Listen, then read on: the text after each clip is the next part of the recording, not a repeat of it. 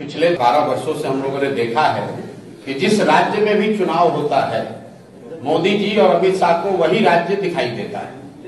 अब अगले 6 महीने तक अचानक से गुजरात के इन दो नेताओं को बिहार की चिंता सताने लगेगी, बिहार की गौरवशाली अतीत की वो चर्चा करने लगेंगे। बिहार में भी कभी विक्रमशिला और नालंदा जैसे विश्वविद्यालय थे, इसकी चर्चा और इसकी याददाश्त उनकी ताजी हो जाएगी। अगले 6 महीने तक जितनी भी सरकारी योजनाओं का बटन दबाया जाएगा उसका केंद्र भी बिहार बनाया जाएगा।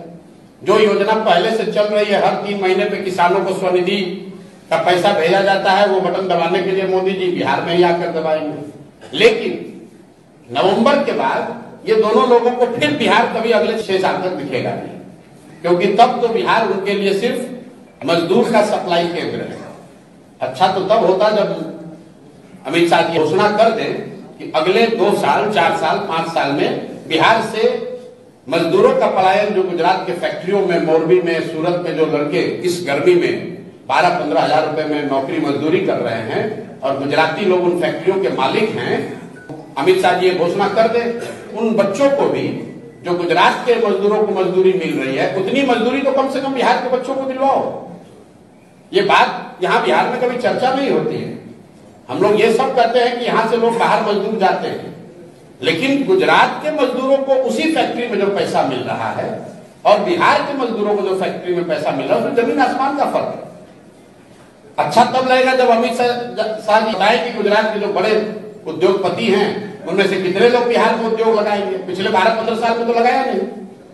तो अब जन सुराज जब यहाँ है इन बातों के लिए, तो हम लोग ये जरूर गांव-गांव जाकर कह रहे हैं कि वोट आप लीजिएगा बिहार में और सारा इन्वेस्टमेंट, सारी फैक्ट्रियां, सारी तरक्की होगी गुजरात में।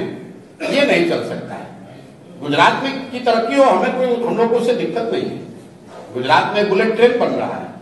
आप लोग पत्रकार महोदय लोग रोज उस पर चर्चा कर रहे हैं, टिप्पणी कर रहे हैं, न्यूज बनाते हैं। बुलेट ट्रेन बनाने के लिए भारत सरकार ने जापान से 1 लाख करोड़ रुपया का ऋण लिया है। गुजरात में नहीं लिया है, पूरे देश में ऋण लिया है, जिसमें बिहार का भी 13% हो गया। अगर 1 लाख करोड़ रुपया भारत सरकार ने ऋण लिया तो 13,000 करोड़ रुपया बिहार के लोगों पर भी वो कर्ज हो गया। हम लोग 40 MP जिताकर भेजे हैं, गुजरात से 26 MP गए। तो ये बात तो बिहार के लोगों को समझना होगा ना कि वोट अगर हमारा है तो कुछ अधिकार तो हम लोग का होना चाहिए। सिर्फ गुजरात के लोगों का ही तरक्की क्यों होगा? और गुजरात के लोगों के तरक्की के नाम पर कितने दिन तक बिहार के लोग वोट देते रहेंगे? जनसुराज में हम लोग गांव-गांव जाकर यही तो कह रहे हैं कि मेरे भाई, एक बार अपने राज्य की तरक्की के लिए, अपने बच्चों के पढ़ाई रोजगार के लिए वोट दे दो। गुजरात और कर्नाटक और तमिलनाडु का विकास और देश और पाकिस्तान और चाइना का बात बहुत हो गया। ये बिहार विधानसभा का चुनाव है।